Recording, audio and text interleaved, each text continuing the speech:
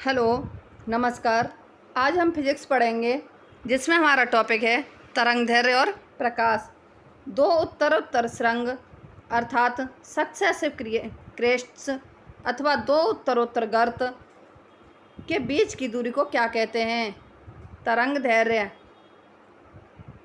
महासागर में डूबी हुई वस्तुओं की स्थिति जानने के लिए जिस यंत्र का प्रयोग किया जाता है उसे क्या कहते हैं? सोनार। ध्वनि आर पार नहीं जा सकती। निर्वात में ध्वनि तरंगें ठोस तथा गैस दोनों माध्यमों में चल सकती हैं। मनुष्यों के लिए शोर की सह सीमा करीब करीब होती है, लगभग होती है 85 डेसिबल्स। ध्वनि का वेग महत्तम होता है धातु में। ध्वनि का वायु में वेग अनुमानतः है 330 मीटर पर सेकंड।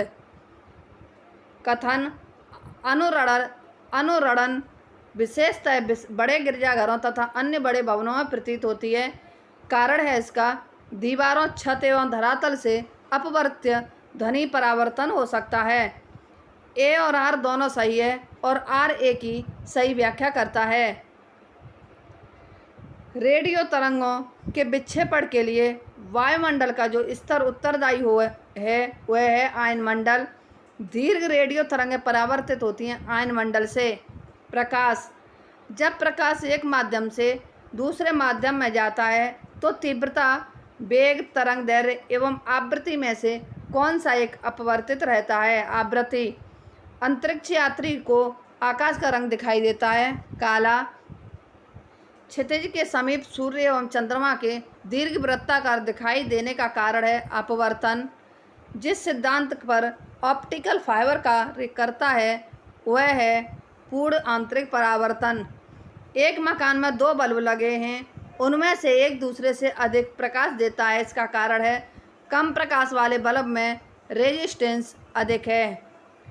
एक मकान में दो बल्बों में से एक दूसरे से अधिक रोशनी देता है अर्थात चमकदार है। इन दोनों में से किस बल्ब में उच्चतर अवरोधक है? मंद रोशनी वाले बल्ब में।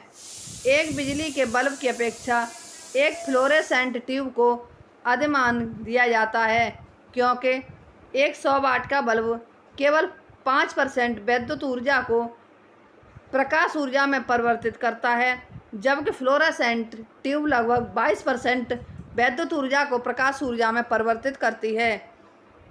नोट: लोक सेवा आयोग का उत्तर इसमें ट्यूब में विद्युत ऊर्जा लगभग पूर्ण रूप से प्रकाश में परिवर्तित हो जाती है। डॉक्टरों द्वारा मरीज के उदर के अंदर का परीक्षण एंडोस्कोप द्वारा किया जाता है जो कार्य करता है प्रकाश के सकल आंतरिक परावर्तन के सिद्धांत पर। दूरदृष्टि दोष वाले व्यक्ति के संबंध में निम्नलिखित कथनों में से कौन सा सही नहीं है? व्यक्ति दूर के पिंडों को स्पष्टतः देख सकता है। लेंस का नाभ्यांतर अधिक होता है। निकट से पिंडों का प्रतिबिंब रेटिना के पीछे फोकस कर होता है। इस दोष को ठीक करने के लिए अवतल लेंस का उपयोग किया जाता है। इसका डी आंसर सही होगा क्योंकि इस दोष को ठीक करने के लिए उत्तल लेंस का उपयोग किया जाता है। यदि आंख का लेंस अपारदर्शी हो जाए तो आंख का रोग कहा जाता है मोतियाबिंद। निम्नलिखित में से कौन सा कथन सत्य है? प्रकाश का वेग अधिक होता है। ध्वनि का वेग सबसे अधिक होता है। आकाशीय पिंडों का वेग सबसे अधिक होता है। रॉकेट का वेग सबसे अधिक होता है। इसका आंसर होगा प्रकाश का वेग सबसे अधिक होता है। प्रकाश संश्लेषण की क्रिया संपादित होती है प्रकाश से रासायनिक ऊर्जा रूपांतरण द्वारा। प्रकाश सजावट तथा विज्ञापन के लिए विसर्जन नलिकाओं में प्रयुक्त होने वाली गैस है नियॉन।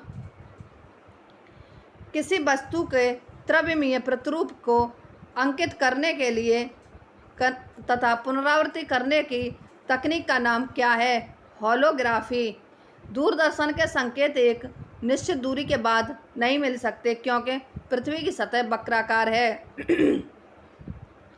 दृष्टिपटल अर्थात रेटिना पर जो चित्र बनता है वह वस्तु से छोटा होता है, वह उल्टा होता है। आँख के रेटिना की परंपरागत कैमरा के किस भाग से तुलना की जा सकती है? फिल्म। किसी तारे का रंग दर्शाता है उसका ताप। कथन ए: खतरे का सिग्नल लाल रंग का बनाया जाता है। कारण आर: लाल रंग का प्रकीर्णन सबसे कम होता है। ए तथा आर दोनों सही हैं तथा आर ए की सही व्याख्या करता है।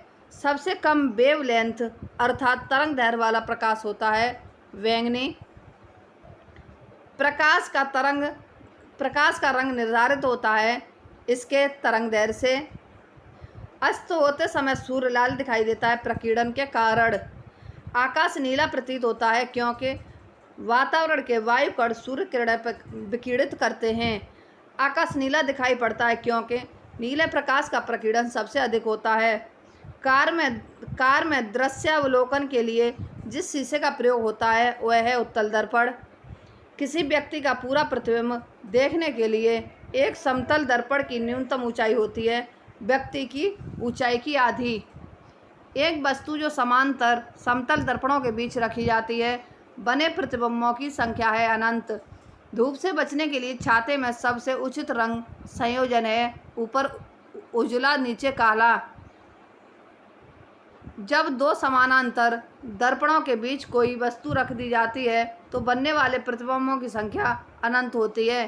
हीरा चमकदार दिखाई देता है पूर्ण आंतरिक परावर्तन के कारण। निम्नलिखित में से कौन एक सही नहीं है? मृगतृष्णा एक प्रकाशिक भ्रम है जो प्रकाश के पूर्ण आंतरिक परावर्तन से उत्पन्न होता है। सर्च लाइट में अवतल दर्पण प्रयुक्त होता है। गर्मी में सामान्यतया सफ़ेद या हल्के रंग वाले कपड़े गाढ़े रंग के कपड़ों की तुलना में बढ़िया माने जाते हैं। एक छोटे छिद्र वाला उत्तल दर्पण डॉक्टरों द्वारा रोगियों के कान नाक या गले की जांच के लिए प्रयोग लाया जाता है।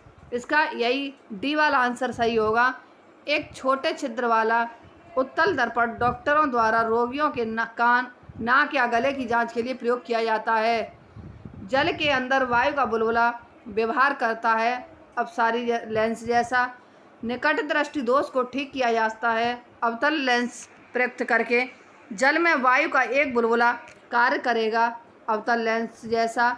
धूप के चश्मे की पावर होती है 0 डायोप्टर। सेंटीग्रेड एवं फ़ारेनहाइट तापक्रम समान रहते हैं। -40 डिग्री सेल्सियस पर लेज़र बीम का उपयोग होता है आँख की चिकित्सा में। लेजर एक युक्ति है जिसके द्वारा उत्पन्न किया जाता है उद्दीपित विकिरण। क्रिस्टल की संरचना जानने के लिए प्रयोग में लाया जाता है एक्सरे। तंतु प्रकाशिक संचार में संकेत किस रूप में प्रभावित होता है? प्रकाश तरंग। टेलीविज़न के दूरस्थ नियंत्रण में जिन प्रकाश तरंगों का उपयोग होता है वह है अवरक्त। दूर संचार के लिए प्रयुक्त तरंगें माइक्रोवेव अर्थात सूक्ष्म तरंगें। जब टीवी का स्विच ऑन किया जाता है तो श्रव्य और दृश्य दोनों एक साथ शुरू होते हैं। दूरदर्शन प्रसारण में चित्र संदेशों का संचरण होता है आयाम मांडुलन द्वारा। धातु जो चुंबक द्वारा आकर्षित नहीं होती है वह है एल्यूमिनियम। विद्युत अचुंबकीय है तांबा। टेप रिकॉर्डर की टेप लेपित रहती है फेरोमैग्नेटिक चूड़ से। घड़ी में स्फटिक क्रिस्टल का कार्य आधारित है दाब विद्युत प्रभाव पर। अब विद्युत धारा टॉपिक देखेंगे।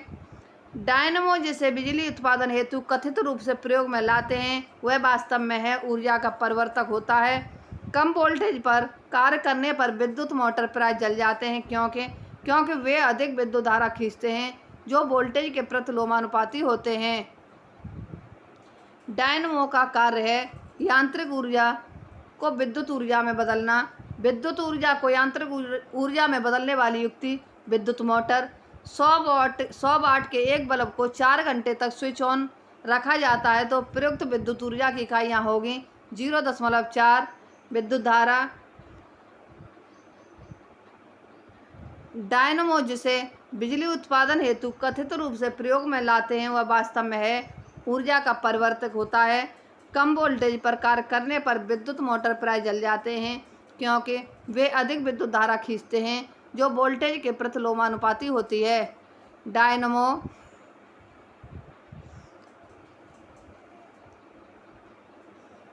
डायनमो का कार्य है यांत्रिक ऊर्जा को विद्युत ऊर्जा में बदलना। विद्युत ऊर्जा को बदलने में विद्युत मोटर 100 वाट के एक बल्ब को 4 घंटे तक स्विच ऑन कर रखा जाता है तो प्रयुक्त विद्युत ऊर्जा की इकाइयाँ होगी 0.4। कथन ए एक शुष्क सेल आवेशित नहीं की जा सकती।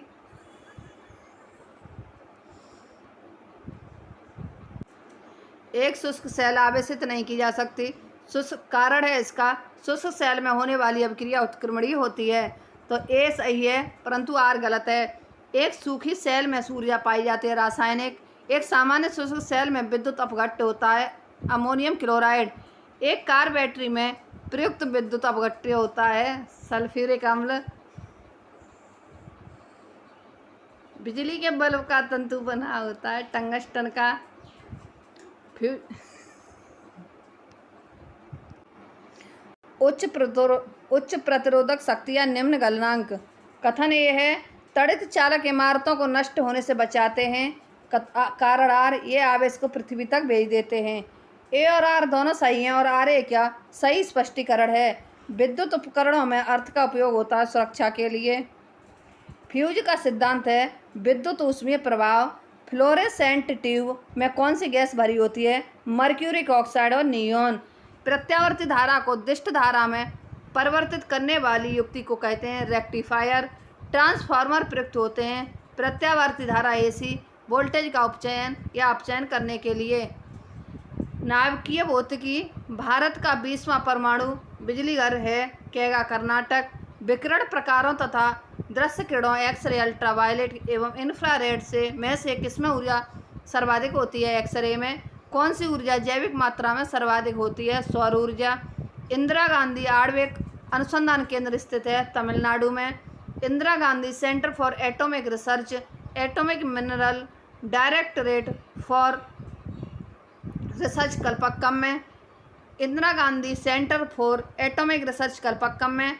Atomic minerals directorate for exploration and research Hyderabad में। हरिश्चंद्र रिसर्च इंस्टीट्यूट इलाहाबाद में। Saha institute of nuclear physics Kolkata में। ये सुमेलित हैं। परमाणु शक्ति केंद्र स्थित वाला राज्य कलपक्कम तमिलनाडु में। नरोरा उत्तर प्रदेश में। ककरापारा गुजरात में। ट्रॉम्बे महाराष्ट्र में। एक ब्रीडर रिएक्टर वह है जो विखंडन होने वाले पदार्थ को उससे अधिक उत्पन्न करता है जितना वह जलाता है। पोखरण नाभिकीय परीक्षण 1974 का आधिकारिक कोड था स्माइलिंग बुद्धा। निम्न कणों में से कौन एक जिसका आविष्कार करने का दावा किया जा रहा है अल्बर्ट आइंस्टाइन के सापेक्षवाद सिद्धांत को गलत साबित करने के जोखिम में डाल सकता है? इसका आंसर है माइक्रोवेव फोटोन। इसी के साथ ही हमारी आज की ये क्लास समाप्त होती है। हमारी अगली क्लास कल होगी। यदि हमारी ये वीडियो आपको पसंद आती है तो हमारे चैनल को लाइक, सब्सक्राइब, शेयर व कमेंट अवश्य करें। धन्यवाद।